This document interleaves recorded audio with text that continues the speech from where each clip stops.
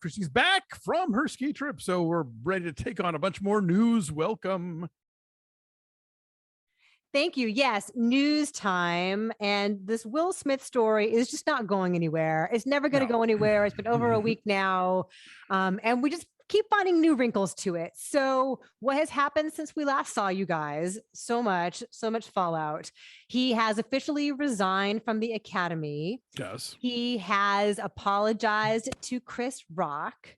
But despite his resignation, the Academy members, like the board, they're still going to meet to determine what his fate might be, because resigning means he can still get nominated for an Academy Award. I see. Right? He can go to the Oscars. He could still get nominated. He's just not like a voting member. Like, he won't get his Academy screeners.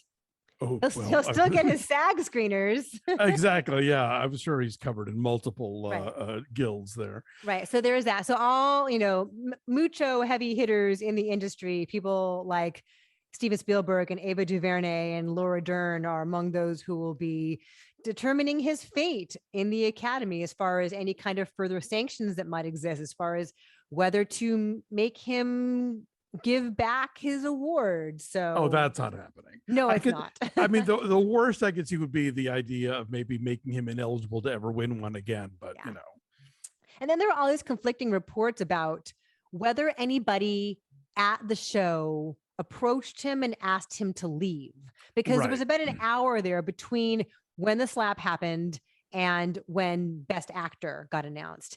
And he went back to his seat and he sat there. And I think a lot of folks at home were probably wondering, why can he just sit there? Like, he just assaulted somebody on live television before the entire world. And so there are conflicting reports. Will Packer, the producer of the show, went on to Good Morning America and said that he thought that someone was going to approach him to tell him to go.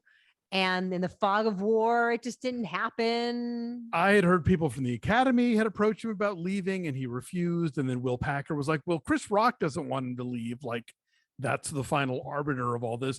This is going to be parsed for the time being. And again, I think the reason that this is so captivating to so many people is that this is not the kind of thing that celebrities do at an event like this, when they know that they have to be on their best behavior and that they're, that it's all this kind of ritual and pomp and gala and whatnot. So it's just like, oh, that happened. And also, I guess he had various things in the works, various things in pre-production, and the timeline and all those things has kind of slowed down. So, for now, he's made a lot of money for a lot of people. I don't think he's going. I think there's maybe a cooling of things, but then it'll just be like, because look, last night at the Grammys, they gave awards to Louis C.K., Kanye, and Marilyn Manson. So don't come to me with your canceled culture, The Grammys were much better run last night than the Oscars were. They knew they had to step up their game, but they've been relegating other categories to the afternoon for years now. So because they have like 3,000 categories. There is that, yes. There is that. Chris Rock returned to stand up a few days after the slap. His shows in Boston all sold out and were going for like nearly $1,000 for the cheapest seat to get in. And he got a standing ovation. And the first night he didn't really address it. He's just like, so how was your weekend? They're kidding around about it. And he said, I will talk about it, and it will be serious and it will be funny. Yeah, I think he pretty much straight up said, well, if you came here to talk about that, you have wasted your money. Because I have a prepared thing for this evening. I'm not ready to deal with that yet on stage. So, Nor should he have to. No, it's traumatic. Not. He should talk about it when he wants to. And if he never wants to, that's fine also. Also, for sure. There you go. Let's talk about Bruce Willis. Yes. The very sad news that came out this past week that he has been suffering from aphasia, is a disability that robs your ability to communicate. And all these stories are now coming out about how he has dealt with that, how his family has dealt with that. It's why he made so many movies in the past couple of years where he only had to show up for like a day. And even that, we understand now that someone had to feed his lines to him in his ear. And then there were days where maybe he didn't have it in him to do as many pages as were set to be done. It's very sad. And the Razzies rescinded their category. They did a whole category of shitty Bruce Willis movies that came out last year because there was like 8 of them. Right. Which, my friend Nathan Rabin just did reviewed all of them basically on his website, and actually thought some of them were kind of, entertaining. But the whole, even writing that, he had said early on, and I had heard this in other places, this was a rumor that had been going around that like he did all this because, the story that I had always heard was he was trying to sock away as much money as possible for the children with his second wife, to make sure they were well taken care of before he could no longer work. Now you have this LA Times piece, and I think it's sort of kind of bringing up the question of like, all right, did he agree to do all these movies knowing that he needed to do them quickly and get them out of the way? Or did he even really know he was doing these movies, and were other people in his orbit kind of signing him up for them and, kind of putting him in these situations where he wasn't really prepared to deal with stuff? So I think that's going to be a conversation that we maybe find out more about. And either way, I'm glad that this is something that's out in the open now.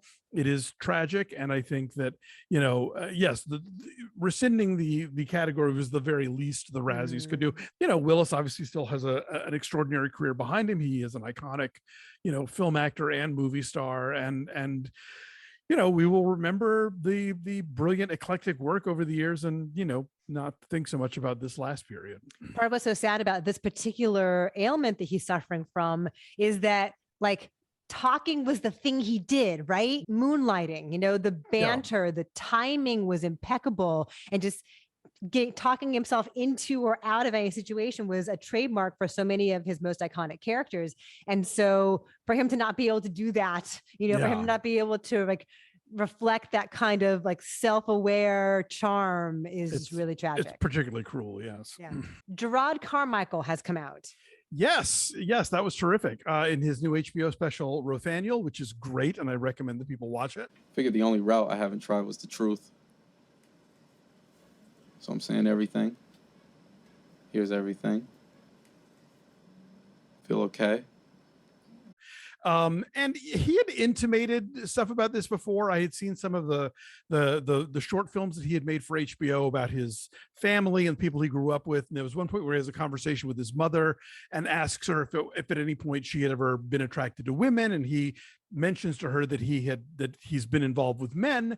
And I was like, oh, okay. But then that was sort of it. But now, like, he has talks about it at length in the special, and it's really interesting. And he did a great job hosting SNL this week. He directed a film that played at Sundance 2021 called On the Count of Three that I thought was really good. It stars him and Christopher Abbott, and to my knowledge, still does not have a distributor or any kind of like opening date set for the US, but I hope that happens. It's a good movie. We'll keep an eye out for it. So that's some good news. Obi-Wan Kenobi, the Disney Plus series, is now going to be coming out a couple days later. It's now May 27th, but it's going to be 2 episodes. All righty then. We'll be talking about that, on I'm sure, on our Patreon. Absolutely. And we're going to end with some sad news. Estelle Harris has died at age 93. I believe she wrote a memoir about dating James Dean back in the day. Am I remembering that correctly? Ooh, I don't know. That's exciting though. I have this in my mind. I'll have to look it up, but I think it's the thing. Yes, no, but Seinfeld, Toy Story, a legend. So yes, R.I.P. Estelle Harris. Indeed.